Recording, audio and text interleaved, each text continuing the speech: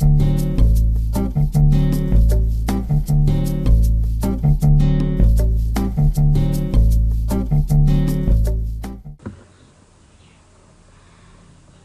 on va commencer la première vidéo concernant le cours, concernant la suite du cours, par le chapitre 4, chose que j'ai déjà travaillé avec le groupe A, et j'ai aussi entamé la première partie avec le groupe B et C. Alors on va commencer par un exemple introductif. Donc je considère une entreprise E1 qui fabrique deux produits P1 et P2 en utilisant trois matières premières, M1, M2, M3. Et pour le produit P1, on a besoin de 2 tonnes de M1, 1 tonne de M2 et 3 tonnes de M3. Pour le produit P2, on a besoin d'une tonne de M1, 3 tonnes de M2, 4 tonnes de M3. Et on dispose de 50 tonnes de M1, 25 tonnes de M2 et 60 tonnes de M3. Alors le bénéfice unitaire par produit est de 5000 unités monétaires pour le produit P1 et de 2000 pour le produit P2. Bien évidemment, l'objectif c'est de trouver quelle est la quantité à fabriquer de P1 à P2 afin de maximiser le bénéfice de cette entreprise. Cela peut être résumé par un tableau qui simplifie les choses et on peut le modéliser sous forme d'un programme linéaire. Donc ce programme linéaire c'est maximiser la fonction bénéfice qui s'écrit sous forme de Z égale 5000 x1 plus x 2000 x2 avec trois contraintes concernant le stock qu'on a. C'est-à-dire il ne faut pas dépasser les 50 tonnes qu'on a de M1, il ne faut pas dépasser les 25 tonnes de M2, il ne faut pas dépasser les 60 tonnes de M3. Sachant que je consomme 2 tonnes par produit P1 pour la matière première 1, et je consomme 1 tonne par produit P2 pour la matière première M2, ce qui fait 2 fois x1 plus 1 fois x2 doit être inférieur ou égal à 50. De même pour les trois autres contraintes. Sans oublier la positivité des variables, c'est-à-dire x1 et x2 sont positifs. Alors ce problème est facile à résoudre avec la méthode simplex. Maintenant on va supposer la situation inverse, c'est-à-dire que vous avez une entreprise O2 qui ne désire pas acheter le produit P1, P2, mais plutôt désire acheter la matière première M1, M2, M3. Et pour cela, donc, il doit proposer un prix. Donc, il doit proposer un prix d'achat Y1, Y2, Y3 par matière première. Donc, on dispose de trois matières premières, M1, M2 et M3. Donc, on doit prouver quel est le prix de M1, quel est le prix de M2, quel est le prix de M3. Donc, du coup, la fonction dépense ou bien coût pour l'entreprise E2, c'est 50 fois Y1 plus 25 fois Y2 plus 60 fois Y3, ce qui fait tout simplement le prix unitaire fois la quantité. Bien évidemment, puisqu'il s'agit d'un coût, puisqu'il s'agit d'un prix qu'on va payer, donc il faut le minimiser. Alors, ce prix, il n'est pas choisi d'une façon arbitraire, mais de façon à convaincre, ou bien à réussir à satisfaire les besoins de l'entreprise 1, à céder ses matières premières E1, M1, M2, M3.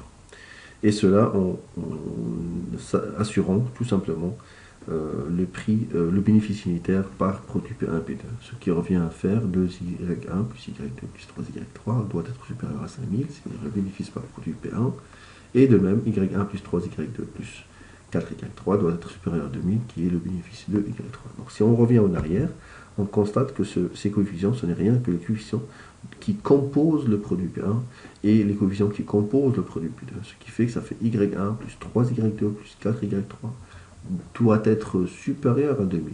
Sinon, il n'y a aucune raison pour que l'entreprise E1 cède son stock.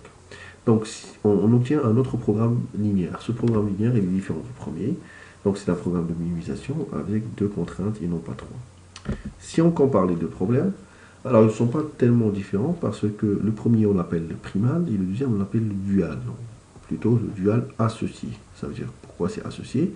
Donc là, on a marqué en rouge les coefficients de la fonction objective, qui deviennent de l'autre côté les coefficients du second membre. Et en bleu, les coefficients du second membre pour le premier, qui deviennent les coefficients de la fonction objective du deuxième. Si, concernant la matrice A du premier P, ce n'est que la matrice transposée du problème 2, c'est-à-dire dual D. Et donc, du coup, on obtient la relation suivante. Pour le premier problème, on a une matrice A et un vecteur P et un vecteur C, et on a une fonction Z à maximiser qui s'écrit sous forme de C transposé X avec AX inférieur ou égal à P. Et pour la deuxième matrice, on a A' et une fonction W à minimiser qui s'écrit sous forme de C' Y avec A' y supérieur ou égal à B'. Mais si on regarde bien A', ce n'est rien que A transposé, et B' c'est C, et C' c'est B, ce qui donne une relation de transposition entre les deux problèmes. Alors, ce qui revient à généraliser le résultat en disant que, enfin, en constatant que un problème primal, ils sont duals, sont liés par les relations simples. C'est que le problème de maximisation devient un problème de minimisation, le nombre de contraintes devient un nombre de variables, et le nombre de variables devient un nombre de contraintes. Et bien évidemment, la matrice transposée pour le problème dual, c'est la matrice initiale du problème primal. Alors, comme il s'agit d'une transaction entre deux entreprises, E1 et E2, ça veut dire que le prix que E2 va payer à l'entreprise E1 représente le bénéfice de l'entreprise E1. Ce qui fait que quand la transaction est faite, le W min que va payer l'entreprise E2 est égal au Z max que va encaisser l'entreprise E1. Ce qui nous donne une relation très importante, c'est que à l'optimum, W min est égal à Z max. Ce qui est une relation très intéressante. Alors, si on regarde le formalisme matriciel, on a la forme canonique d'un programme quelconque, programme linéaire, c'est maximiser Z égale à C transpose X avec AX inférieur à B. X positif, bien évidemment. Quand on passe à son dual, ça devient minimiser W égale B transposé Y avec A transposé Y supérieur ou égal à C.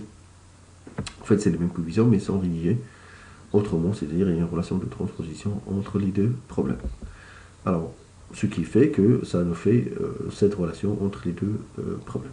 Regardons l'exemple. Si je considère la fonction suivante, maximiser x1 plus 3x2 avec x1 plus x2 inférieur à 14, moins 2x1 plus 3x2 inférieur à 12, 2x1 moins x2 inférieur à 12, et x1 et x2 sont positifs. Pour cette relation, on a le second membre, on a la fonction objectif, et on a la matrice. Il suffit de commencer par transposition. C'est-à-dire, je transforme max en min, et ça fait les coefficients de B, 14 fois y1 plus 12 fois y2 plus 12 fois y3. Avec les contraintes y1 moins 2y2 plus 2y3 supérieur à 1. Et y1 plus 3y2 moins y3 supérieur à 3. Et ça me donne tout simplement le problème dual associé. Ça, c'est un premier exemple. Un deuxième exemple. Alors ici, il y a un petit piège. C'est que vous avez un problème de minimisation qui est écrit avec des contraintes supérieures et inférieures. Alors, pour bien écrire le problème et ne pas se tromper, on va le mettre sous forme de min Z égale C transpose X avec AX supérieur à B. Comme ça, on est tranquille. Donc, ça veut dire que je transforme cette contrainte en supérieure et celle-là en supérieure en multipliant fois un signe moins. Ça fait cela. Ça donne ce système linéaire. Donc, je multiplie fois moins à gauche et à droite et ça me fait supérieur. À partir de là, je peux passer à la transposition. C'est-à-dire que je transforme ma fonction en un max W avec le second membre qui devient coefficient de la fonction objective et les coefficients de la fonction objective qui deviennent second membre. Ça fait ce système-là, max W égale 10x1 moins y1, pardon, moins 8y2 moins 6y3 sous les contraintes 3y1 moins 4y2 moins y3 inférieur ou égal à moins 2. Et y1 plus 3y2 plus y3 inférieur à 9. Avec bien sûr y1, y2, y3 des variables positives. Alors là, il faut faire attention, c'est que ce système n'est pas rédigé sous la forme standard, ou plutôt il est rédigé sous la forme standard, sauf que pour dresser le premier tableau simplex, il faut s'assurer de la positivité des variables. Autrement dit, ici, je dois remultiplier encore fois un signe moins pour avoir un signe positif dans le second membre. Ce qui va rendre la contrainte sous forme de supérieur ou égal. Voilà. Donc pour ne pas se tromper, afin d'avoir toujours des solutions réalisables. Alors ce problème D2, c'est le problème dual du problème P2. Et si je calcule le problème dual de T2, je reviens en arrière et je trouve le problème P2. Et donc du coup, on peut conclure que le dual du dual, c'est le primal. Voilà. Donc d'une façon générale, cela revient à avoir cette relation suivante, c'est-à-dire maximiser devient minimiser. Les coefficients du second membre des contraintes, enfin les coefficients, le second membre des contraintes devient un coefficient de la fonction objective. Les coefficients de la fonction objective devient un second membre du problème dual. Si on a m contraintes, cela revient à m variables pour le problème dual. Si on a n variables de décision pour le problème primal, cela revient à n contraintes pour le problème dual. Et si la IM contrainte du type inférieur ou égal, cela revient à la IM variable, il est positif. Et par conséquent, la JM variable supérieure à 0, cela revient à la JM contrainte et sous forme de supérieur ou égal. Voilà. Donc ça, c'est concernant le passage d'un problème primal à un problème dual.